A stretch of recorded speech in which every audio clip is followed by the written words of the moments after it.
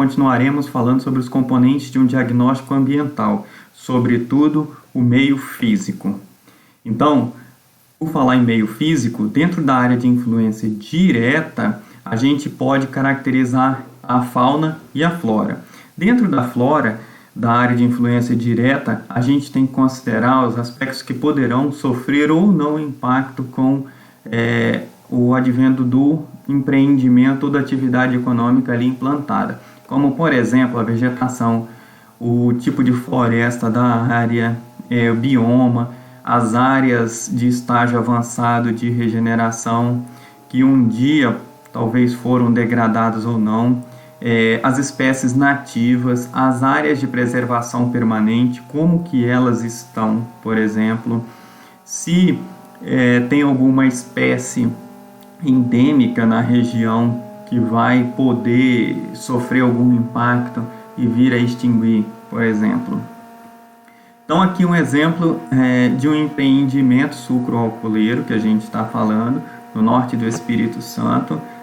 Aqui a gente tem a área da fazenda, a área industrial que foi plantado aqui a cana, as áreas delimitadas de reserva legal, a área de influência direta, que é, nesse caso aqui, a área ocupada toda pelo empreendimento. Então a área ocupada pelo empreendimento aqui não é a ADA, não. A área ocupada a área que diretamente impactada seria a área onde ocupa a usina e não a plantação total de cana. Nesse caso aqui, a área da plantação total é a área de influência direta, que aqui são caracterizados o meio biótico que a gente está falando. Quanto à fauna, caracterizar principalmente as comunidades de anfíbio, animais afetados, animais de grande e de pequeno porte que poderão sofrer com esse empreendimento. Durante o estudo, geralmente colocam até câmeras para monitorar os animais que passam ali.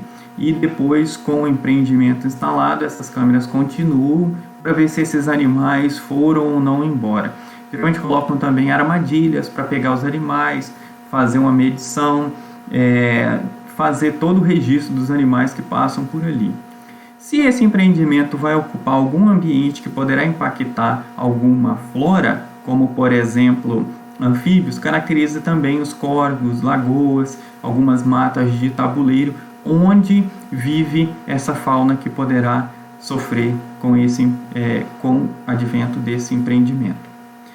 Então, na área de influência indireta, quando a gente fala do meio biótico, flora e fauna, basicamente amplia-se um raio de alguns metros ou alguns quilômetros. Isso aqui é baseado em alguns estudos, essa distância desse raio. Então, como por exemplo, nesse estudo aqui, utilizou-se um raio de 5 km ou 5.000 metros para a abrangência do meio biótico, flora, na área de influência indireta, e um raio de influência de 10 km para a fauna. Por quê? Porque caso esse empreendimento venha impactar algum rio que corta o empreendimento, poderá sofrer também com os impactos algumas espécies de anfíbios. Então, na área de influência indireta, a gente tem que pensar dentro do meio biótico tudo que poderá ser afetado indiretamente pelo empreendimento, pela essa atividade que está sendo desenvolvida ali. Então, como exemplo aqui, um raio traçado, a área de influência indireta para a flora. Então, os animais que podem percorrer a área aqui do empreendimento, esses animais, por exemplo, estudados, ou então as espécies que poderão sofrer, aqui no caso a gente está falando de flora, está falando de animais, mas aqui a gente está falando de flora. Então, toda a flora que tem aqui poderá sofrer com o uso de agrotóxico, com o uso do solo, basicamente, também. Então, esse aqui é o raio. O raio, nesse caso aqui da fauna, é um raio um pouco maior, como eu comecei dizendo, que poderá ser impactado no percorrer do empreendimento. Então é isso. A próxima aula a gente abordará os aspectos socioeconômicos ou antrópicos. Obrigado.